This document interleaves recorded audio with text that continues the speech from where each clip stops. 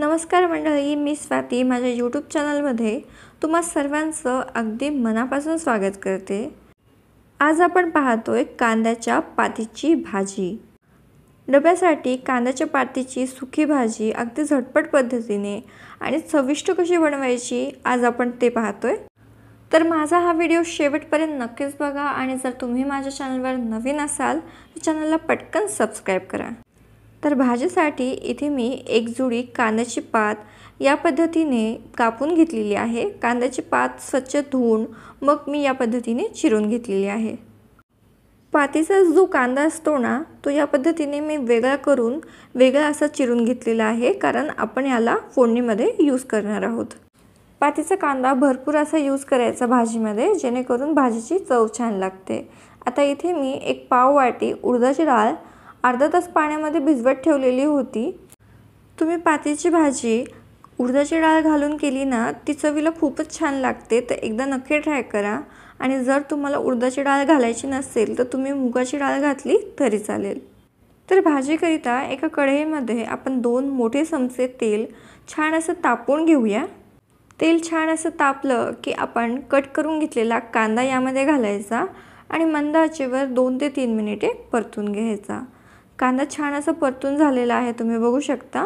आता या स्टेजवरती एक अर्धा चमचा आलं लसणाची पेस्ट घालू आणि ही देखील लो फ्लेमवरती परतून घेऊ। आलं लसूण देखील मी छान असं परतून घेतलेलं आहे।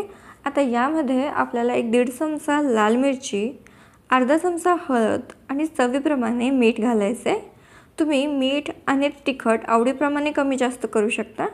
सोबतच थोडंसं डाळीचं पाणी देखील मी घातलेलं आहे। आता सर्व मसाले आपण लो फ्लेमवरती 2 ते 3 मिनिटे छान असे भाजून घेऊ। मसाले भाजून झाले, त्याला तेल सुटायला सुरुवात झालेली आहे।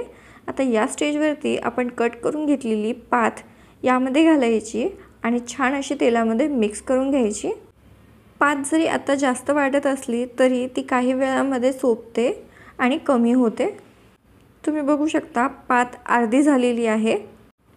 पात छान मिक्स झाली भाजीमध्ये की या स्टेजवरती लागलीच आपल्याला उडदाची डाळ घालून घ्यायची आहे भाजीमध्ये, कारण उडदाची डाळ शिजायला देखील वेळ लागतो। उडदाची डाळ आणि पात छान अशी मिक्स करून घेऊया। पातीची भाजी शिजण्याकरिता थोडासा जास्त वेळ लागतो, सोबतच त्यासोबत आपली उडदाची डाळ देखील शिजते। त्याकरिता आपल्याला झाकण ठेवून ही डाळ आणि भाजी एक 15 मिनिटे मंद आचेवर शिजवून घ्यायची आहे। 15 मिनिटांमध्ये इथे आपली डाळ व्यवस्थित शिजलेली आहे, पात शिजलेली आहे आणि इथे आपली अगदी झटपट होणारी डब्यासाठी मोकळी पातीची भाजी बनून तयार आहे। उडदाची डाळ घालून केलेली ही पात चवीला अगदी भन्नाट लागते, अगदी चवीला वेगळी लागते आणि जे पात खात नसतील ते देखील हे आवडीने खातील। तर एक वेळ ही पातीची भाजी नक्की ट्राय करा। कशी झाली कमेंट बॉक्सद्वारे आम्हाला कळवा। रेसिपी आवडली असेल तर व्हिडिओला लाईक करा, तुमच्या फ्रेंड्स आणि फॅमिलीसोबत शेअर करा। लवकरच भेटूया अशाच एका नवीन रेसिपीसोबत।